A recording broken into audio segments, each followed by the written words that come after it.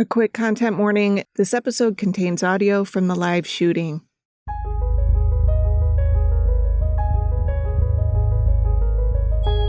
Some crimes are so heartbreaking or shocking that they change laws, change society, or even earn the label crime of the century. But the stories that made headlines in decades past aren't necessarily remembered today. I'm Amber Hunt, a journalist and author, and in each episode of this show, I'll examine a case that's maybe lesser known today, but was huge when it happened. This is Crimes of the Centuries.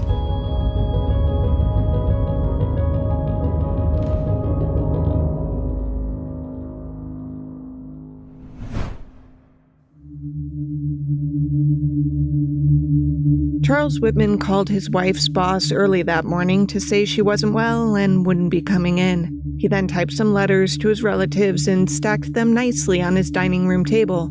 He made sandwiches, filled a 3-gallon jug full of water, made sure his transistor radio worked, grabbed a few extension cords, toilet paper, canned peaches, a can or two of pork and beans, an alarm clock, deodorant, sweet rolls, a Bowie knife, a hammer, and a hatchet. He loaded a military footlocker with everything he would need to get the job done. Then he went shopping. First to a local hardware store to buy a machete, an M1 carbine rifle, and ammunition. A lot of ammunition. Next, he went to Sears and bought a semi-automatic 12-gauge shotgun, which he would saw off, a Remington 700 hunting rifle with a high-powered magnifying scope, a Smith & Wesson .357 Magnum revolver, and a 9mm Luger pistol. Then, at about 10:30 a.m., because he was following a detailed checklist he'd made so he wouldn't forget, he called his mother's boss and told him she wouldn't be in that day either. It was August 1st, 1966, a Monday that forecasters had said was going to be searingly hot by lunchtime. Charles Whitman was 25 years old and blonde, exceptionally bright. His IQ hovered around 140, a former Marine who had distinguished himself with his sharpshooting skills, a devoted husband, a doting son, a university student, and deeply, deeply troubled. It looked like he didn't expect to live through whatever he was about to embark upon. He had written farewell notes. He'd explained about his excruciating headaches. He'd done what he could to avoid family embarrassment. He'd given directions about what he wanted done with his remains. Autopsy them, he'd written, to find out what made me do this. In one note, he'd almost begged for explanation. It read, quote, "I don't really understand myself these days. I'm supposed to be an average, reasonable, and intelligent young man. However, lately, parentheses, I cannot recall when it started, I've been a victim of many unusual and irrational thoughts. These thoughts constantly recur, and it requires a tremendous mental effort to concentrate on useful and progressive tasks," end quote. That may be, but his resolve in what he was about to do never wavered. By the time he wrote the note, he had already killed his mother and his wife. Before drawing his last breath, Whitman would climb to the top of the University of Texas observation tower and out onto its 360-degree viewing deck, taking aim from a height of 300 feet, fatally picking off 14 strangers and wounding 32 more.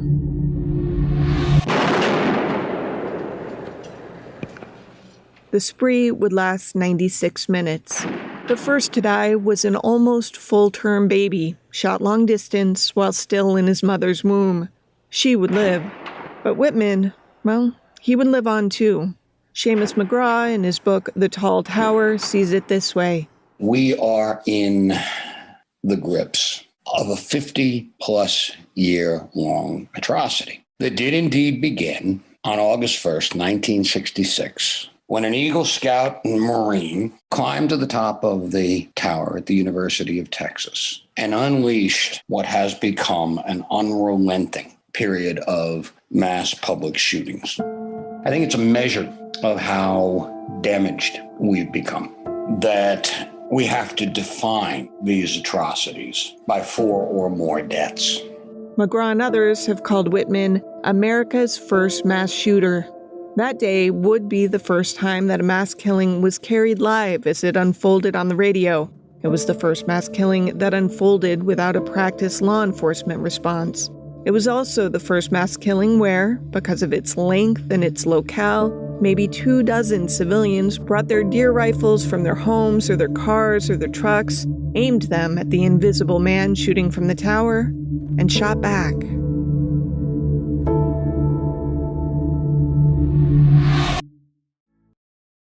If you purposely set out to create a murderous sniper, using Charles Whitman's childhood as your blueprint is one way to start. This tale does not begin with one of those cliché descriptions about a seemingly happy family that looked idyllic to everyone on the outside. His parents had married early and saw their first son arrive shortly thereafter, on June 24, 1941. His father, Charles Sr., was a plumber. His mother, Margaret, was a stay-at-home mom. Soon he had 2 brothers to keep him company in their modest but extremely well-kept and well-ordered home, which is to say Charles Sr. required no less. He was a tyrant of the first order. His wife was hit often if she didn't move when he said, or if she hadn't moved fast enough. He beat his kids with a belt when he kept on top of the piano during the days when 5-year-old Charles Jr. was trying to learn to play and faltered. The idea was simple, according to Ryan Green, author of The Texas Tower Sniper, The Terrifying True Story of Charles Whitman. Green wrote, "For all of his life, Whitman believed perfection was the price of survival, failure, the proof that you weren't trying hard enough. Being perfect was not a goal or a destination, it was a mandated truth. You were either perfect or you suffered the consequences of your ineptitude. There was no learning curve." It meant that when Charles Sr. began to teach his very young son to hunt, there are photos of him holding 2 rifles while just a toddler. He's tow-headed and shirtless and standing between 2 guns that tower over his small body. He was not really rewarded when he hit his target, but the boy was struck repeatedly if he missed, so he learned quickly not to. It was said soon enough that he could, quote, shoot the eye out of a squirrel, end quote. So much for teaching empathy. It wasn't as if his mother didn't try to comfort him and offer solace when Charles Sr. wasn't looking, but that was punished too if discovered. Both mother and son were made to pay for their weakness. Much, much later, Claire Wilson, the woman who lost her baby that day, would explain in 2016 in Tower, an astonishing animated archival footage narrative of that day. Through the years, he remained largely kind of wooden in my mind, but the longer I've lived and the more I've seen these precious little children who grow up and do sometimes horrible things, the more I have come to think of him as a very confused, very damaged young man. He died at about 25. There's a picture of him standing at 3 years old holding a rifle on either side on the beach. I just think of him, he was that 3-year-old who would have been sitting in my lap. You know, I'm a teacher, and I love that age. So much promise and so much hope. How can I hate somebody like that? Hate was something the little boy already understood, but all he could do to stop from being pummeled was to be the best at everything. A good Catholic, an altar boy, an Eagle Scout, a baseball pitcher, a dirt track racer, an obedient son. But as he came closer to adulthood, Charles Jr. was plotting his escape. He just couldn't anger his father too much before high school graduation, and he figured he'd be home free. Being 18, though, he drank too much beer one night, missing curfew by an hour. He was hoping that everyone was in bed so he could sneak in and no one would be the wiser. His father was waiting with a baseball bat. The thrashing he received came very close to killing the boy, who received repeated blows to his head and body before being thrown into the family pool to drown. He survived, he would later not remember how, but no one had come to his defense that night for fear that they too would be subject to Charles Sr.'s quote-unquote corrective discipline. Let's pause for a minute here. As a layperson, I can see what this kid is dealing with, and none of it is good. The experts agree. Whitman's upbringing has been the topic of more than a few academic papers, essays, dissertations, psychological analyses, and neurological conjecture. What about the effect? They wonder that his physical trauma at the hands of his father, his witnessing such violence on his mother, his genetic makeup, his blood sugar, cortisone levels, his neuroplasticity, the weather that day, his cognitive dissonance, his emotional dysregulation, his moral compass, any of it could have had on him. Here's Concordia University Assistant Professor Jared Brown, CEO of the American Institute for the Advancement of Forensic Studies, speaking about Whitman on the Criminologist podcast. If we were to dig through that neurocriminology lens, what do we know now that's going on with his history? Possible prenatal exposure to a lot of stress, because if mom was dealing with domestic violence during pregnancy, something to take into account. Overbearing, rigid father, witnessed domestic violence growing up. His father really pushed his kids to the brink of perfectionism. So what stress does that put on a child? The play deprivation, could that be a factor? I don't know if that was going on. Play deprivation. That idea that Whitman, as a little kid, never got to take his dinosaurs or trucks or army men out and build imaginary worlds, never got to be a little kid. Does that matter? Some psychologists are quite certain it does. What of his fear? What of the mask he had to wear at all times? What about the small brain tumor they found on his brain's temporal lobe pressing against his amygdala, the organ that's responsible for emotional control and decision-making? Could it have been that brain injury he received that horrible night of his senior year? What exactly started the ball rolling toward August 1st, 1966? It's all being considered now. At the very least, in the end, he did get that autopsy he asked for. But now let's turn to Whitman on the cusp of adulthood. He does the one thing he can. He volunteers for military service.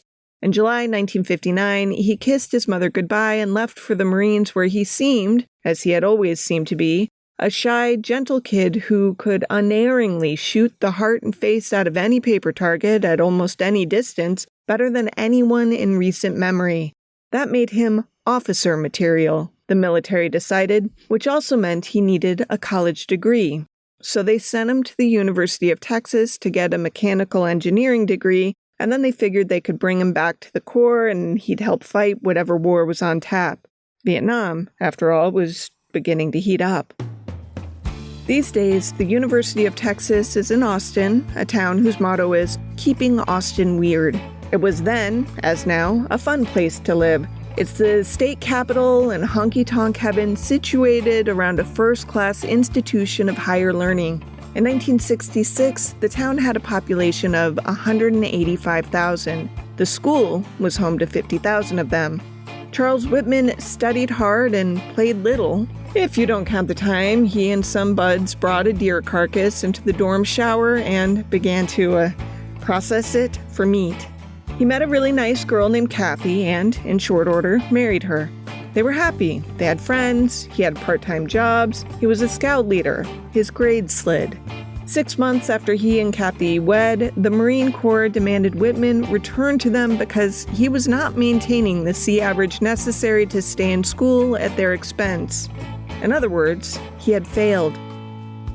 For a man whose self-worth was always preceded by immense self-doubt, Whitman slipped into an almost constant state of self-loathing. Sent to Camp Lejeune in North Carolina meant leaving Kathy behind, and so he was alone again, demoted, oscillating between wild and responsible. One incident during his time there is telling. He and another Marine were speeding in a military vehicle when it went flying into a ditch out of sight of the road. Both men were badly hurt, but Whitman crawled out of the wreckage and then rescued his comrade, carrying him back to the road so the two could be seen. Whitman did not remember his heroism, only that he had failed to stop the crash in the first place. After a few more dust-ups, he was honorably discharged in 1964. He and Kathy were back in Texas so she could teach biology at Lanier High School. They lived in a sweet cottage close to all things great in South Austin. Charles went back to school, changing his major to architecture. Some would later report he decided to make that change after he began to spend a lot of time and attention on the landmark University of Texas Tower, with its fortress-like upper facade and its spectacular views of everything below and beyond. Between 1964 and 1966, Whitman took on a lot of part-time jobs to help defray costs. He was a surveyor for the Texas Highway Department, a bill collector for Standard Finance, and a teller at Austin National Bank. Then, one day in February 1966, his mother called him out of the blue from Florida and asked him to come get her. She was leaving his father and her miserable life once and for all. Whitman did not hesitate. It was a planned getaway that worked. Whitman arranged an apartment rental for his mother, got her a job at a cafeteria, and began to subsidize her small but safer life in Austin. Money troubles mounted. School wasn't going that well. On breaks from the school calendar, Kathy worked as an operator at Southwestern Bell, the phone company. Other pressures mounted too. Whitman's father was relentlessly calling him, looking for Margaret, saying how sad he was, how much he needed her. But his mother was happier than he had ever seen her. Meanwhile, Whitman was falling apart in all the ways a person can.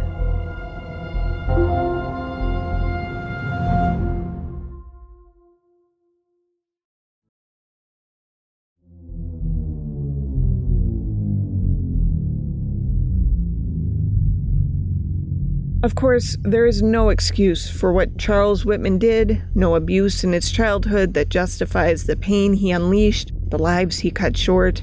His anguish is shared by many, and they don't do what he did. But he was in a bad place, at a bad time, never believing in what good came his way. Not only that, but when he tried to get help, he failed at that too. For starters, he went to a healthcare professional who made note that the student was not psychotic or suicidal and prescribed him dexedrine, a stimulant that may cause rapid and irregular heartbeat, panic, delirium, and psychosis. Energized by that, Whitman decided to drive as far and as fast as he could and hide for as long as it took to find a way out of the mental health crisis he knew he was in. Before he could go, a friend intervened. Whitman thought more dexedrine would help, but he couldn't get it. Now a rambling, manic mess, he hit one of the two women who unconditionally loved him, his wife Kathy.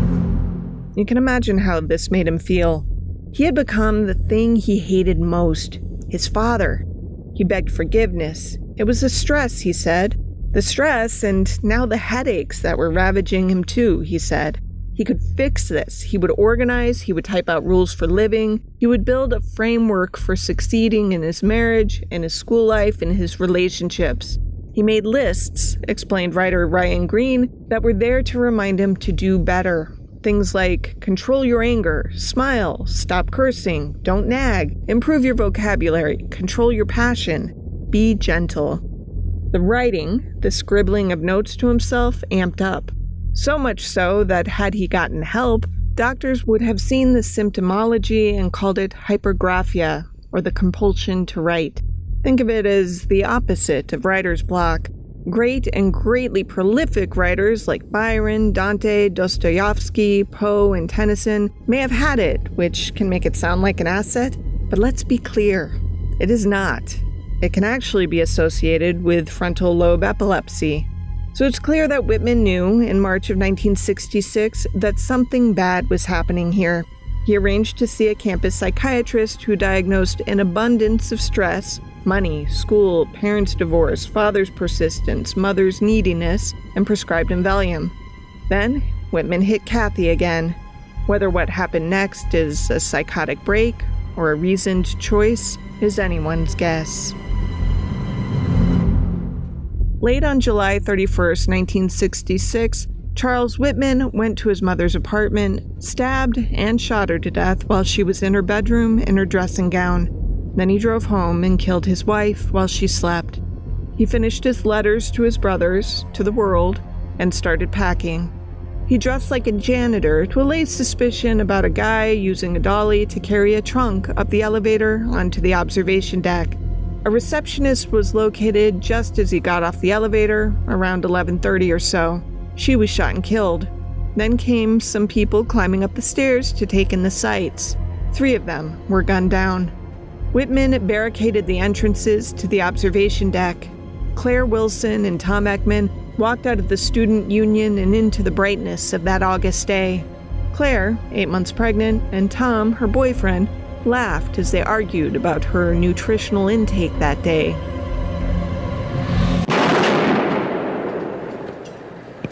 Then she fell. She would later explain, quote, "I just felt this huge jolt, like I'd stepped on a live wire, like I'd been electrocuted," end quote. Tom looked at her, said baby, as he wasn't sure what had happened, and then dropped dead of a gunshot wound beside her. Up high, Whitman could see the entire open walking area known as the Mall onto Guadalupe and the city traffic passing on the busy street. He shot a paperboy who was flinging Austin statesmans to his customers. The kid was riding a bike and, bleeding, went sprawling into the street, dumping his younger cousin who was along for the ride with him. Just been a gunshot right in front of the tower. Claire Wilson felt her baby fall to the side, never to move again. She told documentary makers in 2016 that she was losing a lot of blood and felt like she was melting. The pavement was so hard it was burning her legs. All Austin area residents are warned to stay away from the University of Texas campus area. There must have been a hit that last time. That's newsman Charles Ward of KTBC reporting live that day from the scene. We hear people outside of our building in an area where we can't now look safely, saying, "Let's help that boy. Does he need help? Someone must be down." Romero Martinez, everyone called him Ray, wasn't supposed to report for duty until later that day, but he heard the radio bulletin, called into the dispatcher, and got the go-ahead to get to the university. He called his wife and told her he was going down there, but not to worry. He was going to work traffic. Also listening to the radio was John Fox, a kid just out of high school who thought he'd get a leg up on his college work by going to UT in the summer. He and a friend were hanging out, heard a report that said the gunman on the tower was using an air rifle, a gun that shot pellets or BBs and couldn't do much harm at that range. The pair hightailed it to campus as it didn't sound all that dangerous to them. Once there, it became abundantly clear that this was no air rifle, as they could see several dead and wounded laid out on the plaza as the gunfire continued to rain down. City of Austin police officer Houston McCoy rushed to the scene, tried to assess the situation, and decided he couldn't get much closer or into the tower at that point. He ran into a nearby classroom building and up the stairs to a window where he could watch what was happening. Then he watched as Whitman shot an officer. McCoy knew the guy. His name was Billy Speed. They had chatted that morning while on their rounds. Speed was looking to quit the force and go back to school. McCoy tried to aim his rifle at the tower, though it was almost impossible to see the shooter, who was perched between concrete and shooting through small openings in the facade. The only thing indicating his whereabouts were puffs of smoke emerging from those slits when shots were fired. McCoy couldn't steady the gun. A college kid was next to him, somehow with his own rifle, and McCoy gave him the okay to start shooting. It was chaos now on the mall as people crouched behind pillars, shrubs, statues, each other. And every 15 minutes, the clock on the tower would chime, reminding everyone that time was passing. Out on Guadalupe, Alan Crum, a 40-year-old bookstore floor manager, rushed out of the university co-op to ostensibly stop the fight he thought was going on when the paperboy went down. He staunched the bleeding, and others took over as ambulances began arriving from every direction. Crum, later explaining that he couldn't cross the street to get back to the bookstore, headed toward the tower, beginning to hopscotch from one building to another, even dodging a bullet meant for him. By this time, police had begun to return fire, but not in any organized fashion. Meanwhile, chaos engulfed the scene. Many were paralyzed by their fear, unable or unwilling, at risk to themselves, to help those who'd been felled. Bleeding out on the bare concrete, most were stilled and, if alive, sweltering.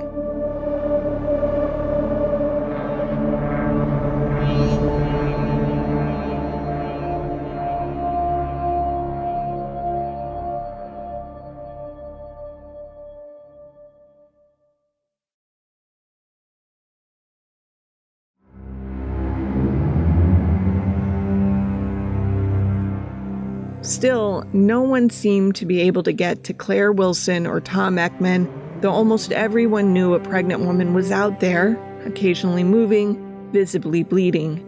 Claire would tell documentary maker Keith Maitland that she was trying not to move so the sniper wouldn't shoot her again, when, seemingly out of nowhere, a red-headed woman bent down and began asking her questions. Claire told her to get down for fear that she, too, would be slaughtered. Rita Star Pattern lay down on the searing pavement, yet remained close enough to talk to the wounded woman, trying to assess her injuries, but also engaging her in some calming conversation about the man who lay next to her, their classes, their lives, anything to keep Claire conscious and to make her feel less alone. They stayed like that for a long while. 50 years later, Claire spoke in the Tower documentary about Rita. Only recently, I've realized how really amazingly brave that was of her. We've heard from all sorts of people involved in this how terrified they were, and yet she came right up to me. I mean, that was very selfless. Just as suddenly, the two young men who thought they were going to watch some kid being arrested for wielding an air rifle ran to Claire, jostling her up so that one took her arms, the other took her legs, and they ran awkwardly toward cover.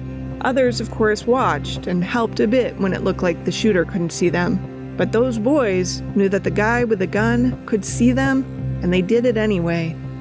Alongside those two, Blaine Ellison picked up Tom Ekman and ran, finally lying him down in the cool grass.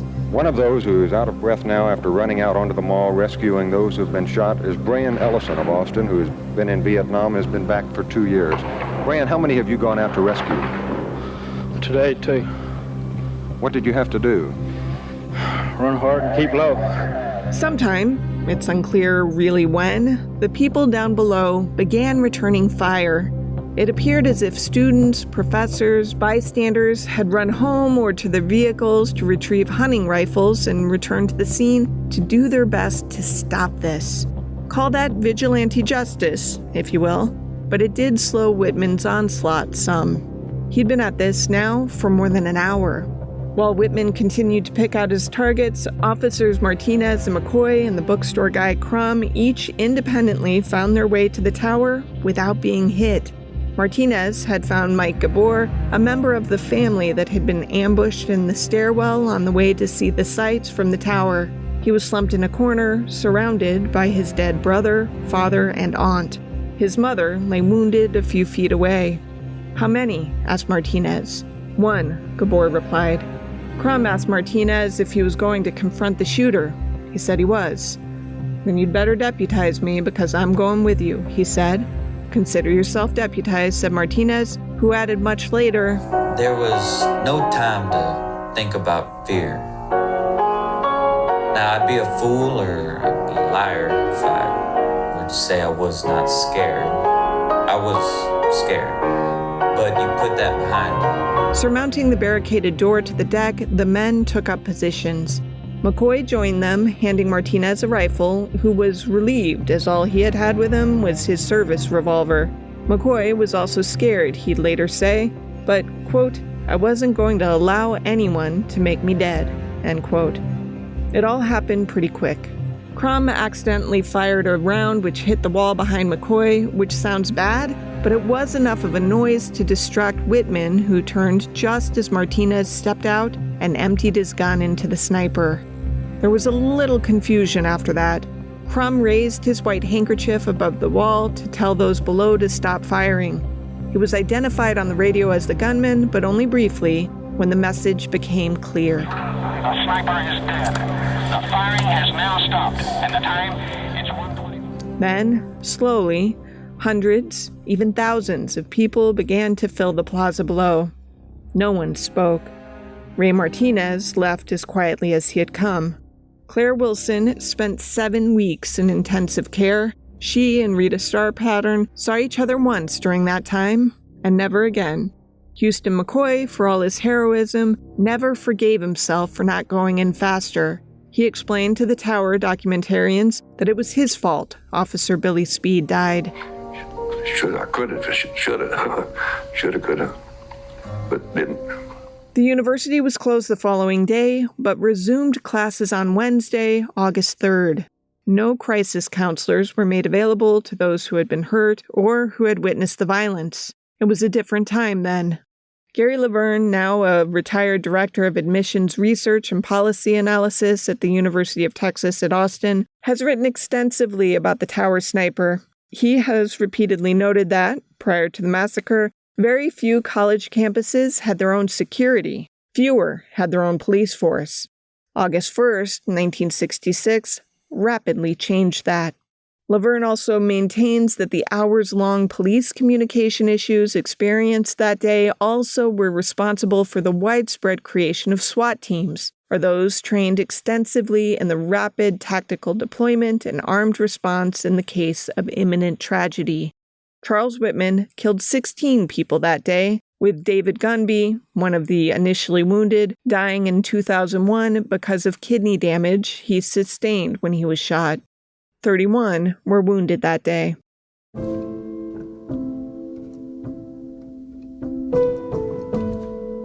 The UT Towers observation deck was closed from 1968 to 1999. Now, guests can tour the deck, but they must leave all purses and parcels with security and pass through a metal detector before continuing up to the viewing area. The 50th anniversary of the rampage was recognized a few years back on August 1st, 2016. The day was marked with remembrances and ceremonies and the symbolic darkening of the tower lights. The date was also marked by Senate Bill 11, the Concealed Campus Carry Law, going into effect, allowing those with concealed handgun licenses to carry guns on public university campuses throughout Texas.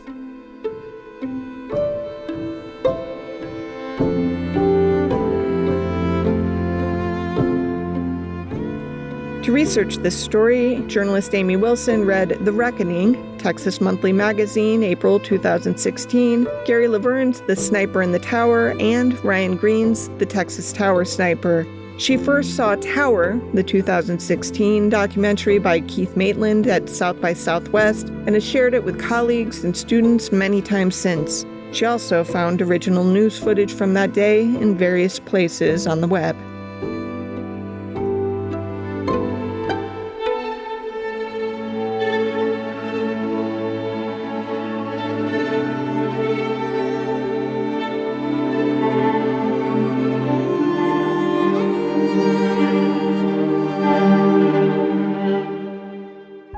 Crimes of the Centuries is available early and ad-free through Grab Bag Collab. Join us at patreon.com/GrabBagCollab to hear not just exclusive content related to this show, but to also get access to several other shows on our profit